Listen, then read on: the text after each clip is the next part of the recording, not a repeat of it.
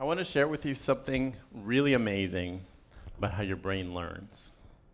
And you can use this idea to learn or become talented at any complicated skill. So I'm talking about how talent comes about. The way we mostly think about talent is kind of still in the dark ages. It's kind of like when we thought the world was flat. We know what we see, it looks flat. And it really seems like talent, we know where talent comes from. But new science kind of shows us where it actually comes from. It's fascinating. So in a minute, I'm going to explain the new science of how talent is actually developed. But first, let's look at how the word talent means different things to different people. And the word itself actually gets kind of confusing. So there's the Hollywood version of talent.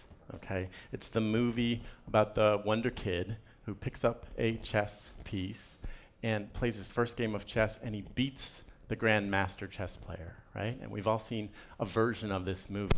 The inspiring music plays, and we just love that. And it's like, wow, how did that? Just struck by a lightning bolt, kind of Hollywood version, okay? And it was easy and it was natural, okay? There's inherited talent. That's pretty self-explanatory. It comes from our parents, our grandparents, from the genes, right? In our genes. And a third way we use the word talent starts to get a little confusing.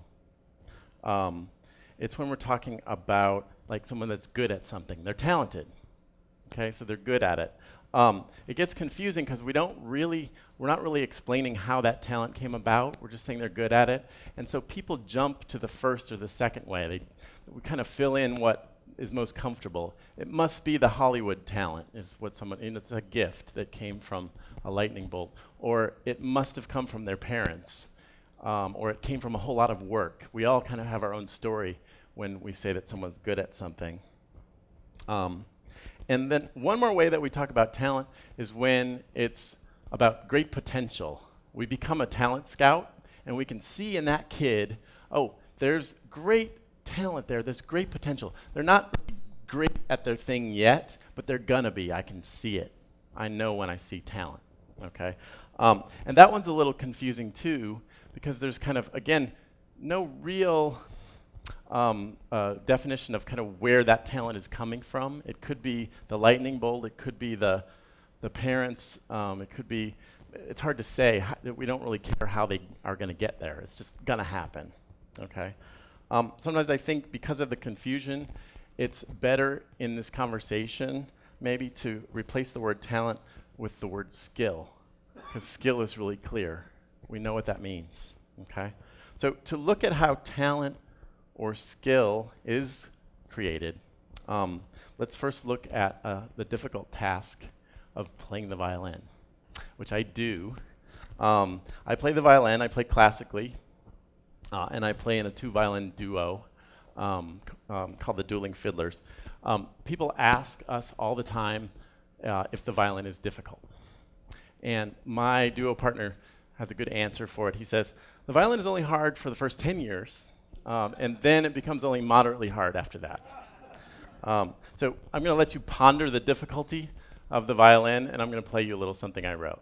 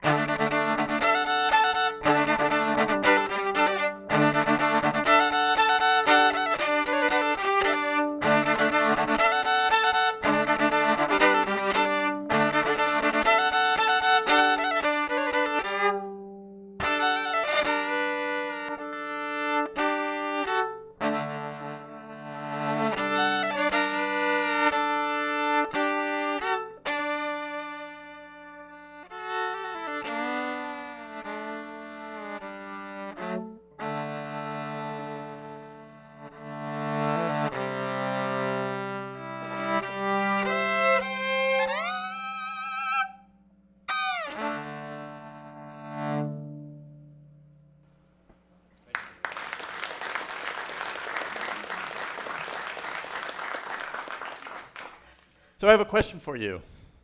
What kind of talent for you was that? No talent. Thank you. Anyone else?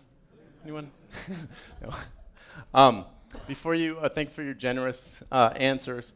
But I think the real answer to that question is who cares, right? You're listening to the music. What matters is that you connect to the music or not. And did you like it? That's the question, right? But why do we love so much when someone is struck by the lightning bolt and the talent comes from nowhere? Who knows? It was just a gift. We love a prodigy, a little kid who can do what I just did.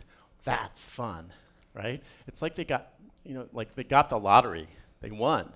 And we love that. So why do we love that so much? We're lazy.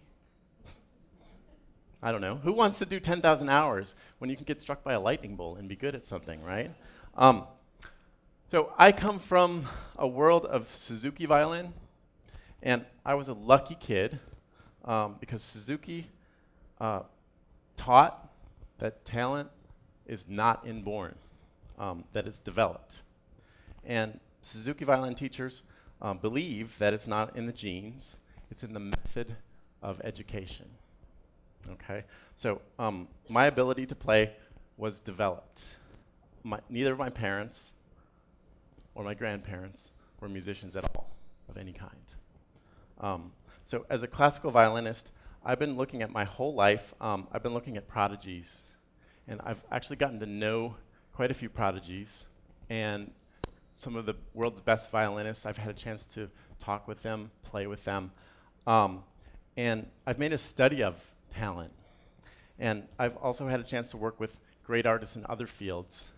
I can tell you without a doubt, in my mind, that I have never come across a talent that was not developed. I've always been able to see, with a little bit of digging, I've always been able to see how the talent came about. There was a process of some sort in there. I've never come across the, whoa, it's just, a lightning bolt happened.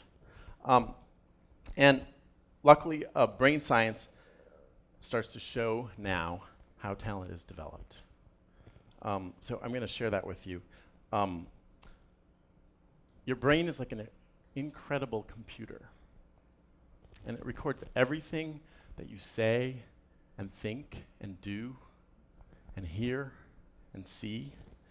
And it records skills.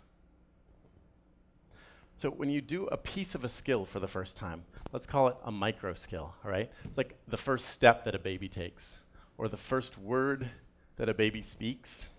That micro skill is recorded in your brain. And it's recorded in a series of brain cells called neurons. And every time you do that skill, an electrical current fires along nerve fibers and connects the neurons with the information, okay? Here's the magic. Okay.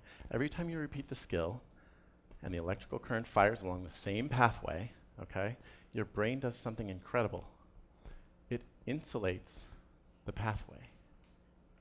Okay? So if you know about electricity, when the more an electrical current is insulated, the faster it fires. Okay? So the more you repeat a skill, the more insulation that goes around the pathway, and the skill gets easier and easier as the current fires faster and faster. It's amazing, and it's simple. So do a skill once, and you've got a weak pathway that maybe doesn't happen again easily. But the more you repeat it, the faster it fires, and the easier the skill gets. And then it's recorded in your brain forever. So what is this telling us? Skill is built by simple repetition.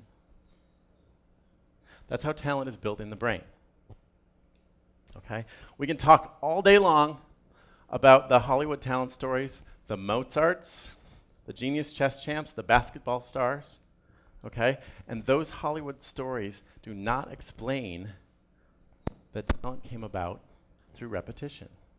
They give us the impression that it was a lightning bolt for these people.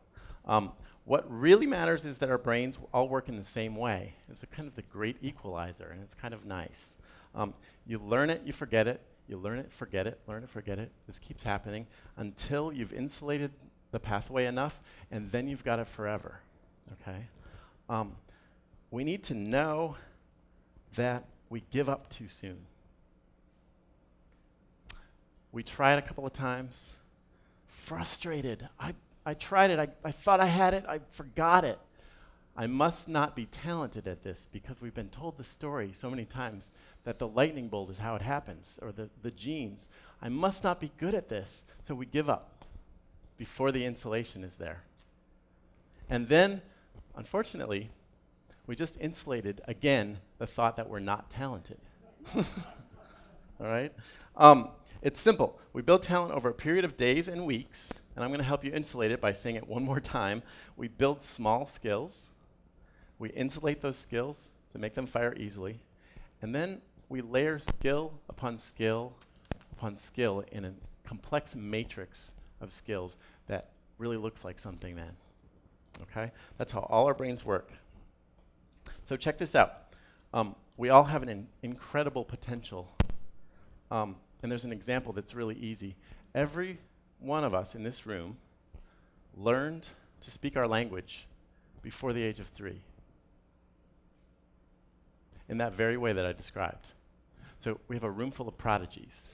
Isn't that cool? It's fun. we all won the lottery. And so here's what I propose, what we do with this information, okay? I propose that we teach our kids and ourselves 5 things, okay? I propose that we inspire our kids and ourselves with stories about Mozart and Michael Jordan and other geniuses, okay? But don't teach them the Hollywood version, the world is flat version, okay? Teach them stories about how their brain actually works, okay? So teach them that Mozart was the son of the best violin teacher in Europe. And from the moment that Mozart could hold a tiny violin, he was having a daily violin lesson with the best violin teacher around, who knew well how to build skill upon skill upon skill by repeating the correct motions of playing the violin over and over and over, and then giving the child reward and approval for doing that. So I propose we teach our kids those stories. Michael Jordan had the greatest work ethic, or one of the greatest work ethics ever of a basketball player. That's how he got so good at it. He worked really hard. I propose, second, we teach our kids and ourselves how our brain actually works. Just teach them about the pathways and the insulation, and teach them about how repetition works, and building a matrix, one skill on top of another. I also propose, the third thing, is that we teach our children and ourselves how important environment is, because our brains are a recording device, okay? Mozart saw his dad teaching violin lessons from the day he was born, and heard the best violin students in Europe. From the day he was born in the home, he was hearing all this, okay? Teach our kids that environment is really, really important, because we start to develop an image of how to do things that we want to learn how to do. And we see that picture over and over again, and it makes it easier for us to do it, okay? Teach our kids, fourth thing, about their incredible potential, okay? And that potential is lifelong, actually longer than lifelong, okay? 6 months, get this little bit of science that's come out, 6 months before birth. That's when the ears develop and babies can hear everything in the room from the womb, okay? And at that very same time, when they're starting to hear everything in the womb, babies are also starting to insulate pathways. So Mozart learned about great violin playing and had great violin lessons every day for 6 months before he was born. All right? So now you start to see why we think that talent is inborn, right? Because he popped out already having an affinity for music. Okay? If you want to really encourage talent, maybe talk to pregnant women's bellies. Okay? And definitely talk to babies about cool stuff. Okay? But I suggest we teach our kids about their potential. This insulation in the brain keeps happening throughout life, all the way in a healthy brain, all the way through life. So it just keeps happening.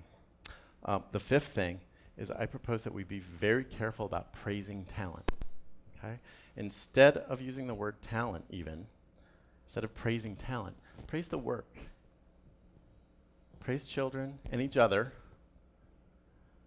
for persevering until the habit was insulated. I mean, that's really valuable. You did that. And that makes you want to do it again when you get that kind of praise. So, create a rich environment for our children. Think for a moment of the children in your life, the children in our lives. Let's create a rich environment for them, full of people doing amazing things. Let's teach them how to grow talent through repetition. Let's teach them how they have incredible potential from birth through the end of their lives. Let's praise them for the work. Encourage them not to give up before it's insulated. Tell them stories, inspiring stories of how it actually happens. Now, I want you to imagine an amazing future with me. Okay? In this future, all children believe that they can get good at anything they want to get good at. And they know well how to do it. Thank you.